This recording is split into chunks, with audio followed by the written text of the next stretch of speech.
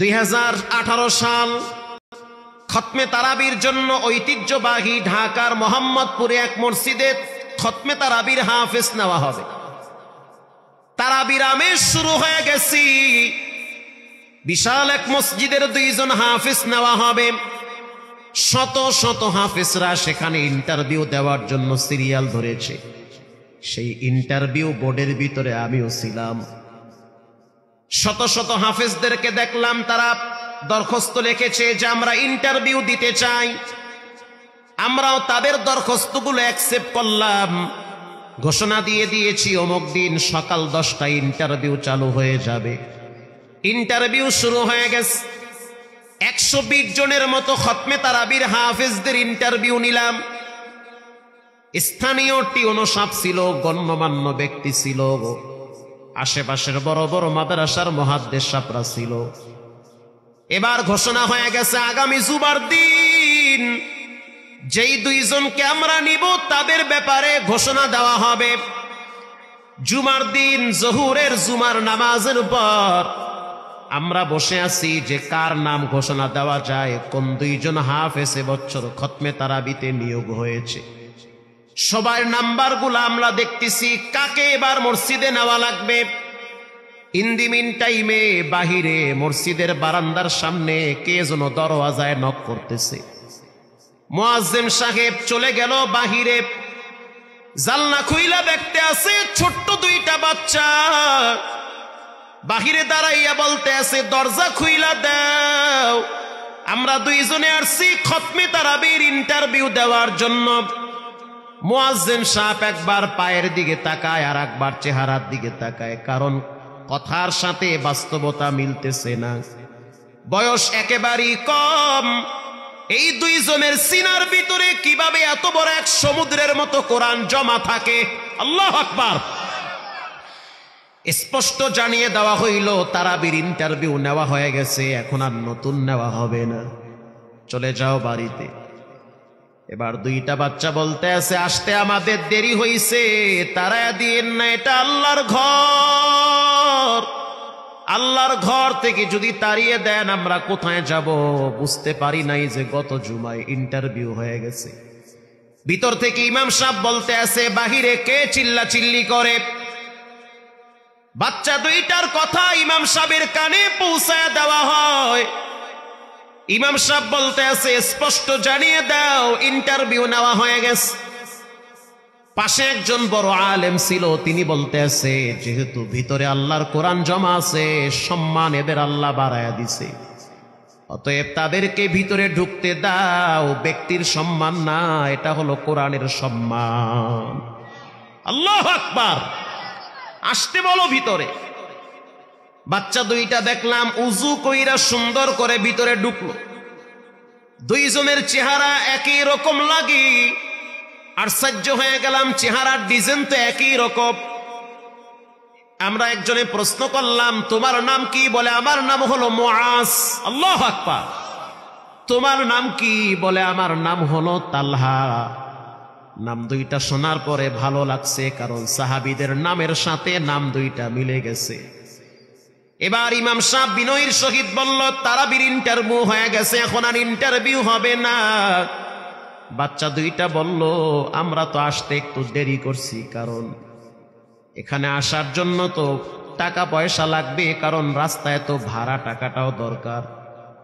আমাদের 2 জনের বাবা একজন, তার মানে আমরা 2 জন আপোস যমজ ভাই। একই মায়ের পেট থেকে আমরা 2টা ভাই দুনিয়াতে আসছি। আল্লাহর কি অনুগ্রহ দয়া, আল্লাহ পাক আমাদের 2টা ভাইয়ের সিনার ভিতরে 30 পারা কোরআন জমা করে দিয়েছে। একজনে বলল যে তাহলে একটু তেলাওয়াত করো, পড়াটা শুনি। একটু পড়ো, তেলাওয়াত করো, পড়াটা শুনি। একটা বাচ্চা বলতে আছে পড়লে তো আর নিবেন না, আপনারা প্রশ্ন করেন আমরা জবাব দিব। এটা শোনার পরে আমাদের হাত পাও ঠান্ডা হয়ে গেছে। জীবনে কত হাফেজ দেখলাম, এমন হাফেজ দেখি নাই যে বলতে পারে আপনারা প্রশ্ন করেন আমরা জবাব দিব। টিউনো সাহেব বলতে আছে একটু তেলাওয়াত কইরা শোনাও।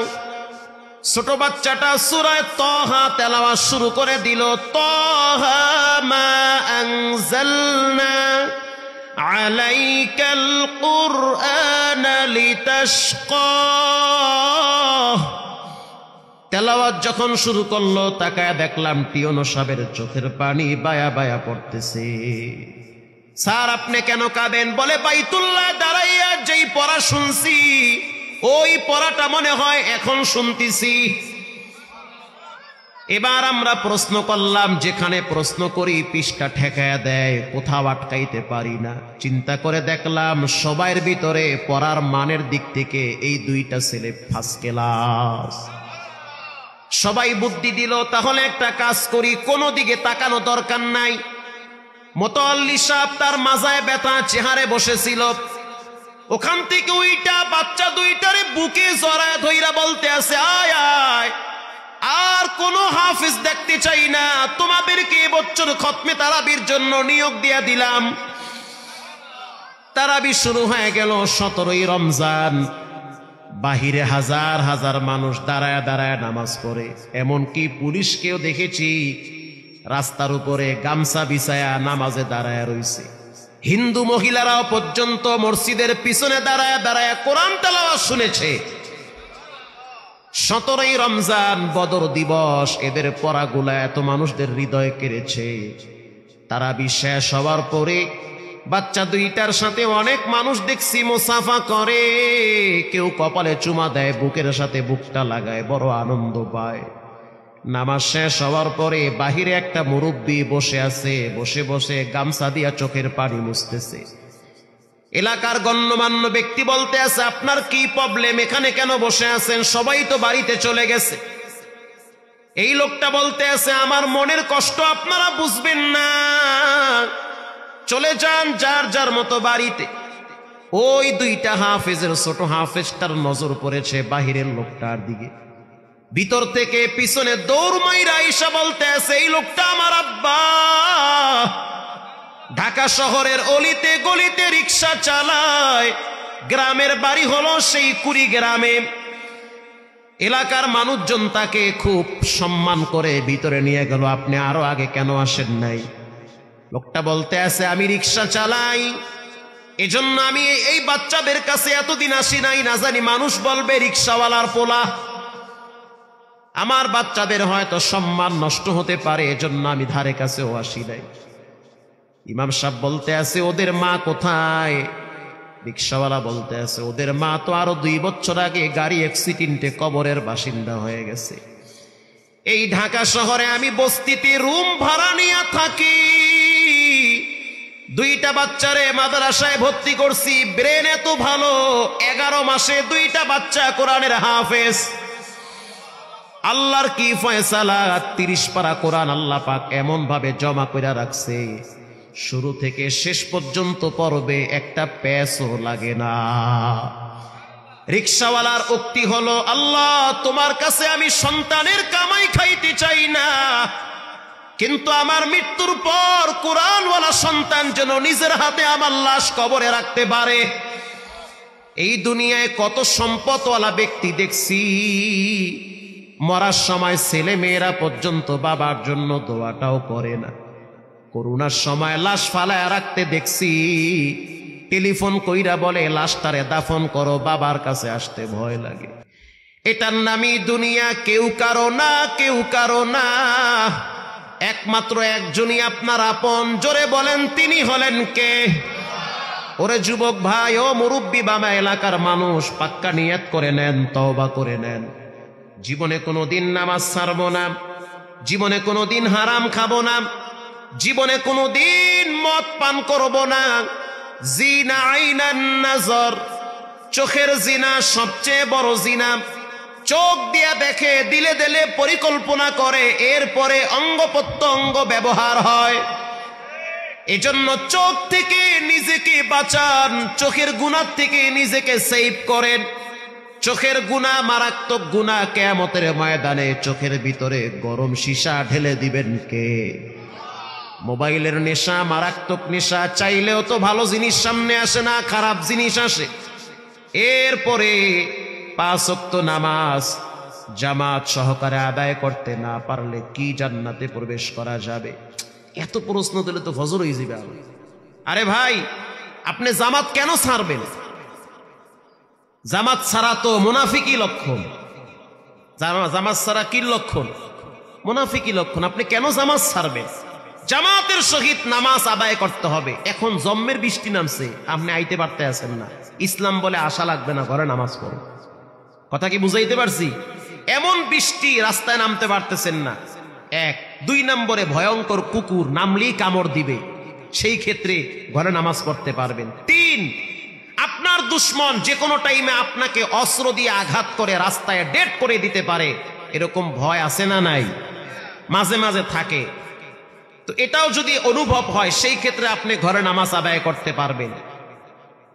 আরেকটি ভয়, সেটা হলো আপনি মুরব্বী মানুষ, হাঁটতে পারেন না, কষ্ট হয়, শ্বাস বেড়ে যায়, অসুস্থ, মসজিদে আসতে পারতেছেন না। আগে এক সময় আসছেন, এখন আসতে পারেন না। রাসূলুল্লাহ বলেন, ঘরে বসে নামাজ পড়লেও মসজিদে আসার নেকি আমল নামায় জমা হবে। সুবহানাল্লাহ। আরো আসতে বলেন।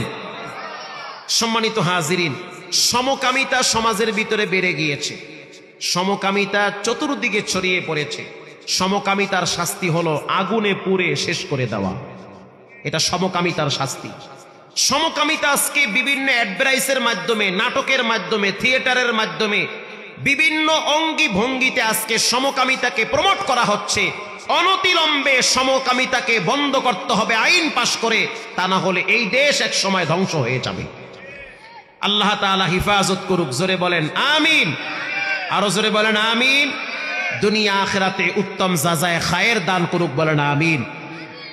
রাসূলুল্লাহ বলেন, কবরের আযাব থেকে যদি মুক্তি পেতে চাও, কোরআনকে বন্ধু বানাতে হবে ইনশাআল্লাহ। বলেন। 2 নম্বরে ওয়াসসালাতু আন ইয়ামিনিহি, নামাজ আপনার বন্ধু হবে। ডান পাশে নামাজ দাঁড়ায় বলবে, খবরদার শাস্তি দিবি না। 3 নম্বরে ওয়াসিয়াম, রোজা আপনার বাম পাশে দাঁড়াবে। 4 নম্বরে ওয়াসাইরুল হাসানাতি ইনদা রিজলাইন, জাগতিক আমলগুলা পায়ের কাছে দাঁড়ায় বলবে, খবরদার শাস্তি দিবা না। সাদাকার সওয়াব, মানুষের সাথে ভালো আচরণের সওয়াব, রাস্তায় বিষাক্ত পাথর পড়ে আছে সরায়া দিছে, ভালো কাজ, এগুলোর নেকি জমা হতে হতে আল্লাহ তাআলা কবরে বন্ধু আকারে পায়ের কিনারায় দাঁড় করায়া দিবে। আমরা কি বুঝলাম? কবরের আযাব থেকে যদি মুক্তি পেতে হয়, শাস্তি থেকে যদি বাঁচতে হয়, 4টা জিনিসকে বন্ধু বানাতে হবে। জোরে বলেন কয়টা? 4টা। 1 নম্বরে কোরআন, জোরে বলেন কি? 2 নম্বরে নামাজ, বলেন কি? শীতের দিন নামাজ পড়তে কি মজা লাগে না কষ্ট লাগে? কষ্ট লাগে না? মানে যারা পড়ে না হেরা জোরে কয় কষ্ট লাগে। ঠিক আছে না? ঠিক কথা তো। রাসূলুল্লাহ বলেছেন, মান গাদা ইলাল মসজিদ আও রাহা আ'আদাল্লাহু লাহু নুজুলাহু মিনাল জান্নাহ কুল্লামা গাদা আও রাহা।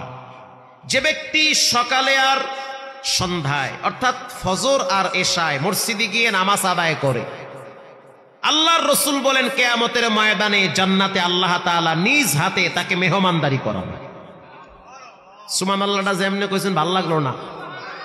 আরো জোরে বলেন সুবহানাল্লাহ। যে ব্যক্তি সকাল আর সন্ধ্যায় মসজিদে আসা যাওয়া করবে, আসা যাওয়া মানে কি আর একজনের জোতালায় দৌড় মারবে না, সে নামাজ আদায় করবে। মান সাল্লাল বারদাইনা দাখালাল জান্নাহ, 2 ঠান্ডার নামাজ এশা আর ফজর, অনেক কষ্ট লাগে, তারপরেও পড়তে হবে। আদায় করবেন তো ইনশাআল্লাহ? যত কষ্ট হোক, নামাজ নিয়ে কোনো আপোষ নাই। আমরা যথাসময়ে নামাজ আদায় করব। আল্লাহ তাআলা আমাদের সকলকে কোরআনের বন্ধু হিসেবে কবুল করুক। আমাকে ভাই বলেছে, আপনাকে 9টার সময় দিব, চলে আসেন। আমি দুপুরের খানাও খাইতে পারি নাই, কোন মতে সুন্নত কইরাই হাজার হাজার জুমার মুসল্লি ঠেইলা তাড়াতাড়ি আমি গাড়ি টান দিছি, আইসা পড়ছি 9টার আগে। আমি টাইমের প্রতি খুব গুরুত্ব, কিন্তু আমার উড়াইছে 10:30টায়।